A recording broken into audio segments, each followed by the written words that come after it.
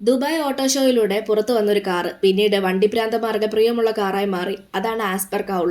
2005-ൽ മസനോറി യോഷിത എന്നൊരു Japanese businessman ആണ് ആസ്പാർക്ക് എന്ന കമ്പനി തുടങ്ങിയത്. ആരംഭത്തിൽ അവര് എഞ്ചിനീയറിംഗ് കൺസൾട്ടിംഗ് മാത്രമായിരുന്നു ചെയ്യുന്നത്. പക്ഷേ യോഷിതയ്ക്ക് ഒരു വലിയ സ്വപ്നമുണ്ടായിരുന്നു. അതാണ് ലോകത്തിലെ ഏറ്റവും വേഗമേറിയ ഇലക്ട്രിക് കാർ നിർമ്മിക്കുക എന്നത്. പക്ഷെ അദ്ദേഹത്തിന്റെ ആശയം ആദ്യം കേട്ടപ്പോൾ ആരും അദ്ദേഹത്തിന്റെ കൂടെ നിന്നില്ല. കാരണം കമ്പനിയുടെ ഫോക്കസ് കാറുകളല്ലായിരുന്നു. പക്ഷേ 2017-ൽ ആദ്യമായി അവരൊരു പ്രോട്ടോടൈപ്പ് കാർ പുറത്തിറക്കി. അതും ദുബായ് ഓട്ടോ ഷോയിൽ വെച്ച്. ആ കാറിന്റെ പേരായിരുന്നു ആസ്പാർ കൗൾ. താഴ്ന്ന ഗ്രൗണ്ട് ക്ലിയറൻസ്, വലിയ കണ്ണുകൾ പോലെ തോന്നിക്കുന്ന ഹെഡ്ലൈറ്റുകൾ, കുഴിഞ്ഞിരിക്കുന്ന ബോഡിയും. പലരും ഈ കാറിനെ കണ്ടപ്പോൾ കളിയാക്കുകയും ചെയ്തു. എന്നാൽ 2020-ൽ അവൾ യഥാർത്ഥത്തിൽ ഒരു പ്രൊഡക്ഷൻ മോഡലായി പുറത്തു വന്നു. അതും ഇറ്റലിയിലെ MIT എന്ന കമ്പനിയുടെ സഹായത്തോടെ. ശരിക്കും ഈ കാർ പുറത്തു വന്നപ്പോഴാണ് എല്ലാവർക്കും കൂടുതൽ അത്ഭുതവും ആശ്ചര്യവും തോന്നിയത്. കാരണം റെക്കോർഡ് ബ്രേക്കിംഗ് ആക്സിലറേഷൻ ആണ് ആദ്യം ശ്രദ്ധ പിടിച്ചത്. അതും 0 to 100 km/h വെറും 1.72 സെക്കൻഡിൽ. പിന്നെ ടോപ്പ് സ്പീഡ് ഒഫീഷ്യലി ക്ലെയിം ചെയ്തത് 413 km/h ആണെങ്കിലും ലേറ്റർ ടെസ്റ്റില് 438 km/hൽ പൂർത്തിയാക്കി. ഇതിന്റെ ഏറ്റവും വലിയ ഒരു പ്രത്യേകത എന്തെന്നാൽ ഇത് പൂർണ്ണമായ ഒരു ഇലക്ട്രിക് കാർ ആണെന്നുള്ളതാണ്.